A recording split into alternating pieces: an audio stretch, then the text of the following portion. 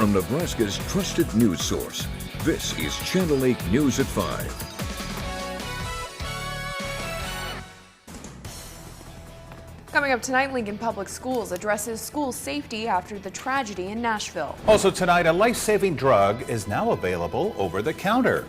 But first tonight, charges are upgraded for a suspect in a Lincoln double homicide.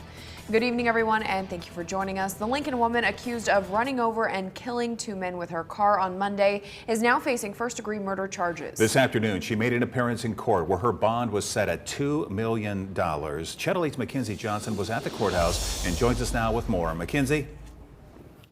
Yeah, that's right, Rod and Megan. I'm here at the county courthouse where Taylor Bradley appeared for her arraignment this afternoon. Bradley was arrested on Monday and is now facing 2 counts of first-degree murder. In an affidavit, investigators say she ran over 2 men within seconds of each other at the Lodge apartment complex near 40th and Nebraska Parkway. Officers were called there around 1:30 Monday afternoon where they found the 2 victims, 45-year-old Ronald Gonzalez Rebus and 42-year-old Christopher Karmazine, dead on the scene. The affidavit says she hit the men 20 to 30 yards from the street. Police say Bradley, who lives at the complex, was found driving in her car, and it is believed she intentionally hit the 2 men, who were maintenance workers at the apartments. This afternoon, Bradley appeared in court where the judge read her charges. You did kill Ronald Gonzalez Rivas purposely and with deliberate and premeditated malice. No. Count 2 alleges on March 27, 2023, you did use a motor vehicle as a deadly weapon to commit any felony which may be prosecuted in the court of this state. That's all I've ever had. On March 27, 2023, you did kill Christopher Karmazine purposely. Oh yeah, look at them. They're all trusty because I've been in here forever. And they think I'm on so many drugs because they stocked me full of all my mom's drugs. Count 4, March 27, 2023, you did use a motor vehicle as a deadly weapon to commit any felony which may be prosecuted. The judge set a $2 million bail for Bradley, saying the court has concerns about the safety of the public should she be released. In addition to the 2 counts of first-degree murder, Bradley is also charged with attempted first-degree murder. Prosecutors believe she also tried to kill another man. If she's convicted, she could face life in prison. Bradley's next court date is set for April 26th, so we'll be keeping you updated with any new information on air and online at klkntv.com. Reporting at the county courthouse, I'm Mackenzie Johnson, Channel 8 News. All right, thank you so much, Mackenzie, for the latest on that story. Now, coming up tonight at 6, we'll have the latest on this, and we're going to hear from a brother of Christopher Karmazine. Other crime news now. A Lincoln man is arrested once again for peeping through people's windows. Since 2021, police say 64-year-old Joseph Rena has been arrested 9 times for doing this. This 9th time happening around 1:30 this morning near Havelock Avenue and Cornhusker Highway. A neighbor told police a man was peeking into bedroom windows of a nearby apartment. Rena was lodged for second-degree trespassing. Police say each time he has been caught is only a misdemeanor. LPS Superintendent Dr. Paul Gosman is addressing school safety following recent shootings, including the tragedy in Nashville this week.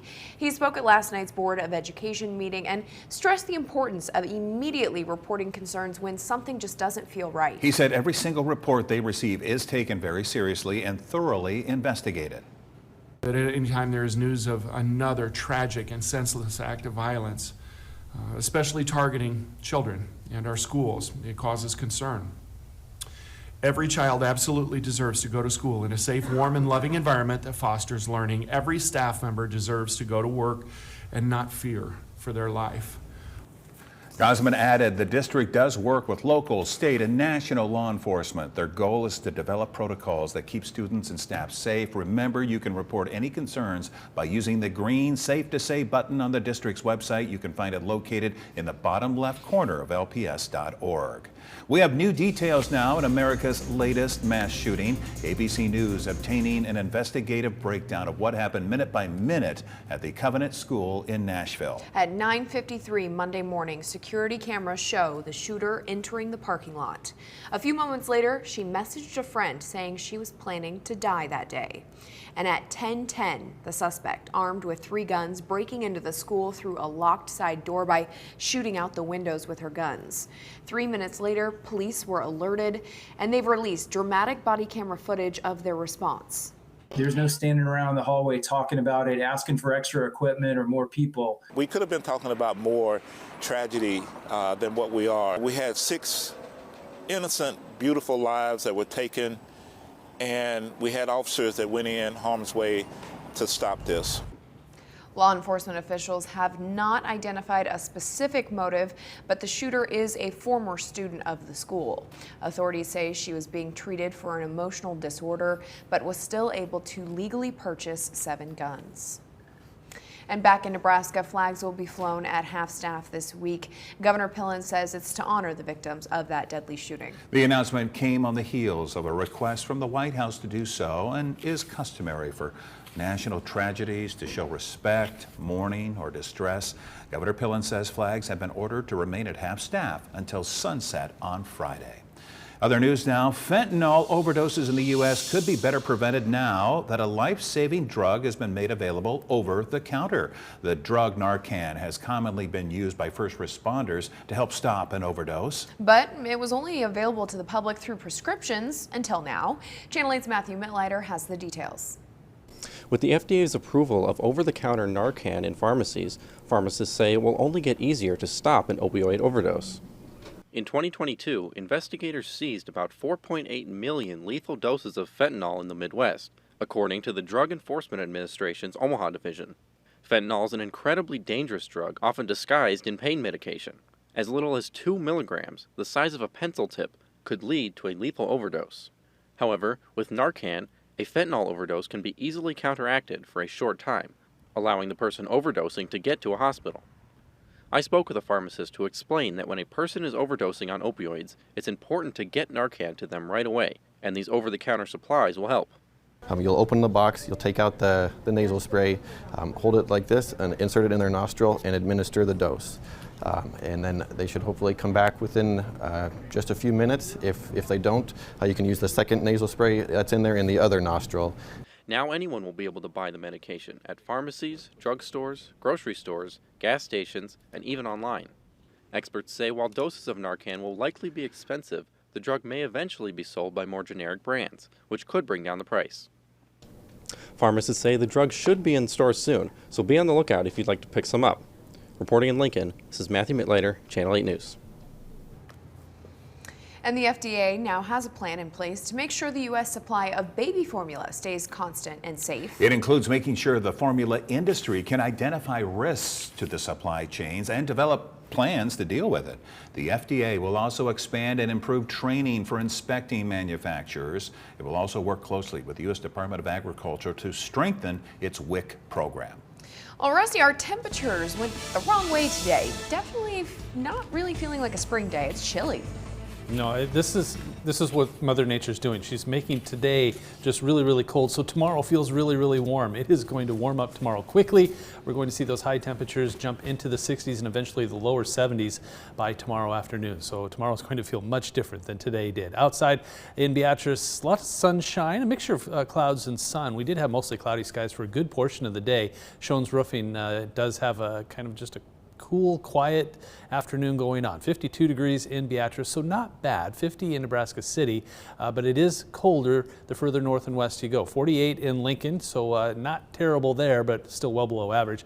30s from Holdridge to McCook to Grand Island, so upper 30s and lower 40s for the rest of the state. The wind is a little pesky. It's out of the north and east at around 10 to 15 miles per hour, so it does have a little bit of a bite to it. Satellite is quiet, just a couple of flurries in the northwestern corner of the state, otherwise just mostly to partly cloudy skies. Temperatures tonight drop into the middle 30s, which is about where we're supposed to be this time of year. And then tomorrow we jump quickly into the lower 70s. It is going to be a very, very warm day tomorrow, but it is also going to be a very windy day. Wind gusts will slowly ramp up into the 30-mile-per-hour range by the afternoon and into the 40-mile-per-hour range by the evening hours, and that's just the beginning. We could see 50-mile-per-hour wind gusts as we head through the day on Friday. That's going to be a rather pain, so we'll have to deal with that. But there's also a storm chance and there's also a snow chance in the same place, so we'll talk more about that in a few minutes. All right, Rusty, thank you very much.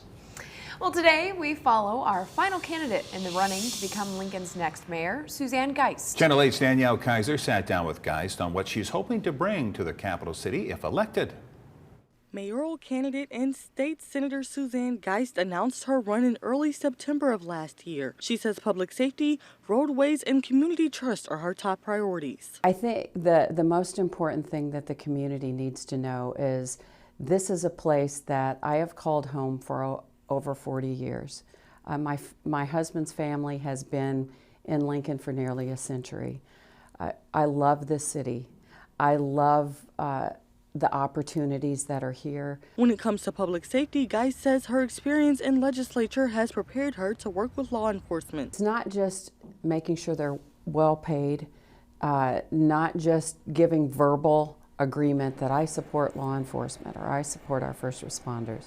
It goes deeper than that. It's supporting them whether the times are good or bad. I have a record of in the legislature standing for law enforcement, even when others find that difficult to do. On roadways, Geist believes her administration could utilize the budget for roads to make progress within the city. And what I would do in my administration is really dig into the budget and take a look at the things that we can reorganize and emphasize spending on roads. You just rearrange things so that you can put more emphasis on your budget in the area of roads, and that's what I intend to do. Reporting in Lincoln, Danielle Kaiser, Channel 8 News. And you can visit our website, klkntv.com, to also see features on Leary and Gaylor Baird and Stan Parker from earlier this week. Coming up, we have an update on a fatal house fire in Greenwood. That and your full forecast after the break. Salvage Warehouse.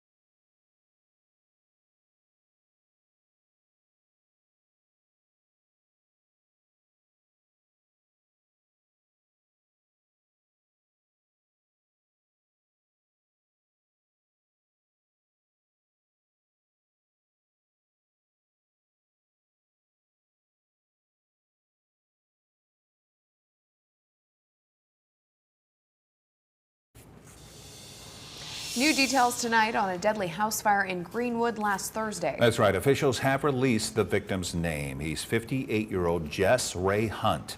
Several fire departments battled the blaze at the home near 3rd and Grand Streets around 11 p.m. The cause of the fire is still being investigated. Well, investigators are also trying to figure out what caused a house fire north of Grand Island. It happened in the village of Elba around 4 a.m. yesterday. The fire department is sharing this video of what they saw when they arrived at the scene. It took about 4 hours and multiple units to put it out. Officials say the home is a total loss, but thankfully no one was injured and there was no one home at the time. Now, your Storm Alert team forecast with Chief Meteorologist Rusty Dawkins. It's Severe Weather Awareness Week, so this is not happening right now. This is just an explainer. We're going to talk about what to do during a tornado watch. And what does this mean? This means it's just a heads up that the possibility for tornadoes is out there. So tornadoes are possible, issued over a large area like this. Typically lasts several hours, anywhere from 5 to 6, 7, 8 hours sometimes, and you are watching for warning. So that's why they call it a tornado watch. Now, a warning means it's happening, and that's tornado threat is imminent. It means there's either a tornado has been spotted from a storm spotter or radar has indicated some rotation. It's issued for just a specific storm. They're usually very small and typically last around 30 minutes. You need to seek shelter immediately, especially if you're in or around these squares. So that's what a tornado warning means. Nothing like that out there right now, though. It is quiet as quiet can be. That's kind of why we do Severe Weather Awareness Week now, because it's usually before things get going. Not always. Sometimes we see a severe threat, which we will tomorrow. Not a big threat, but there's a chance. I'll show you that here in a second. But plenty of blue sky out there. There was a chill in the air, especially further west and north. 31 right now in Central City, 38 in Columbus, 39 in Grand Island, 37 in Kearney. But the rest of us in the upper 40s and lower 50s, which we should be 60. That's where we should be this time of year. The wind did have a bite to it. I walked the dog earlier this morning, and I didn't want to be outside. That wind was just right in my. I'm so ready for warmer temperatures, and that's coming our way tomorrow. But the wind speed is at 10 to 20 miles per hour. It's really going to pick up tomorrow. This is Thursday, late afternoon, early evening, 7 p.m. Strong south wind, bringing with it some humidity, which we haven't seen in a while, and a lot of wind, though. Look at that, 35 to 40, maybe 45 miles per hour for central and eastern Nebraska.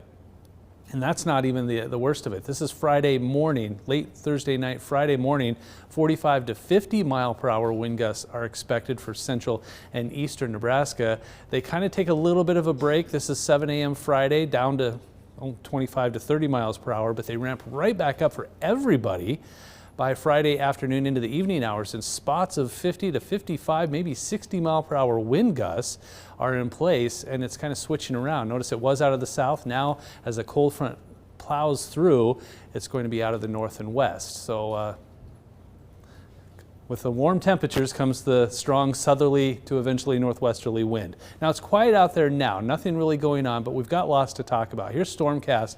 Wednesday night into Thursday morning, not a whole lot going on, just a mixture of clouds and some sunshine on and off throughout the day. Now, as we get into Thursday evening, these scattered showers and isolated thunderstorms start to pop up around 7, 8, 9 o'clock. Any of these that will quickly exit northeastern Nebraska, but any of these could be on the strong to severe side before they kick on off out to the north and east. So a marginal risk for that general area is in place for Thursday evening. So this is north of us. We're not expecting severe storms in Grand Island, Lincoln, or anywhere near the Interstate 80, but still some isolated thunderstorms possible. Then fast forward to Friday, and after that cold front moves through, snow starts to build in, and maybe a spot shower by Friday afternoon for southeastern Nebraska, maybe even a rumble of thunder, and then this snow. How much snow are we talking about? Well, let's put this into motion, and there you go. We could see maybe 2 to 4 inches of snowfall from O'Neill to Valentine to Shadron, and because of that, that same area that has a severe weather risk for Thursday has a winter storm watch for Friday. That is spring in Nebraska. Severe weather, and the very next day, winter weather. This state is so much fun. Tonight, temperatures right around the freezing mark for the overnight low. Then highs tomorrow, very warm. We'll be in the upper 60s and lower 70s, maybe even the middle 70s. But It's due in part to that south wind at 20 to 40 miles per hour. So up and down we go for temperatures. 71, storms north on Thursday, 62, a spot shower on Friday, snow to the north, and then a chilly day on Saturday, just below average. It's not cold, just we'll call that chilly because it's well below average, 56 for the first day of April. Then back into the lower 70s we go, and then the 60s for a couple of days, and then back into the 50s for Wednesday, Thursday, and Friday, and then 60 by next weekend. So all over the place with these temperatures. But it kills me every time I think about it. A severe weather threat one day, and that winter storm watch has the potential for blizzard conditions. They could see snow and wind gusts at 50 miles per hour. So you go from thunderstorms to a blizzard in 24 hours. It keeps you hopping. Yeah, you just never know. You just don't. Rusty's pulling his hair out going to. I love it. It's just fun. It's fun. Hey, it keeps him going. I know. It keeps him out of trouble. Yeah. It's true. Thanks, Rusty. A positive day on Wall Street today. The Dow gaining 323 points. NASDAQ up about 210. S&P also adding 56. Here are your numbers. You're watching Channel 8, Nebraska's trusted news source.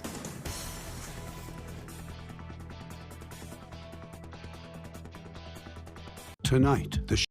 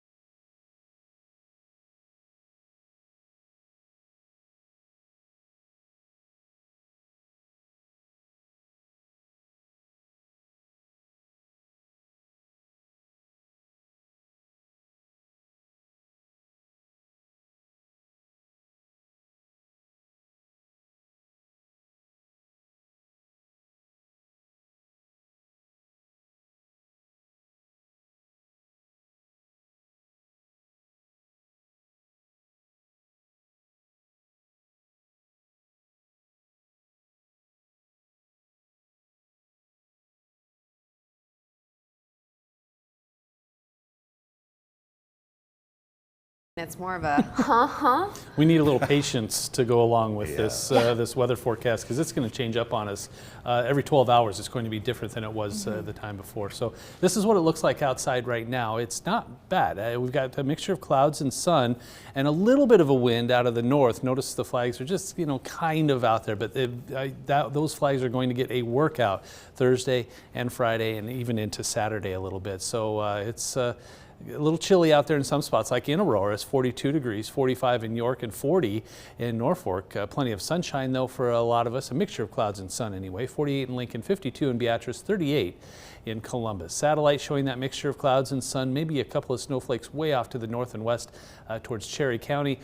They may see a little more snow. Now, there's a chance for some strong to severe storms Thursday. There's a marginal risk for north central and northeastern Nebraska, and then the next day there's a winter storm watch in place. So we go from a severe weather threat to a winter storm watch in just 24 hours. That's spring in Nebraska for you in a nutshell. But that winter storm watch is mainly for a lot of wind and a few inches of snow, which may create blizzard conditions. So this winter storm watch will eventually change over to either a winter storm warning if it's not going to be as bad, or a blizzard warning if it is going to be bad. Lincoln forecast, not expecting any snow, but some storms to the north Thursday night. 71 for a high on Thursday, 62 on Friday, a spot shower possible, and a little below average and still breezy on Saturday with 56 degrees.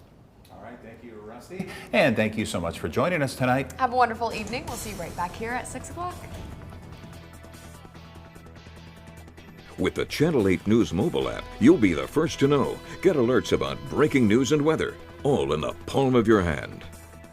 Need a better night's sleep? Come see us. At Comfort Made Mattress Factory, our custom-made mattresses are built to your needs, backed with a lifetime comfort guarantee.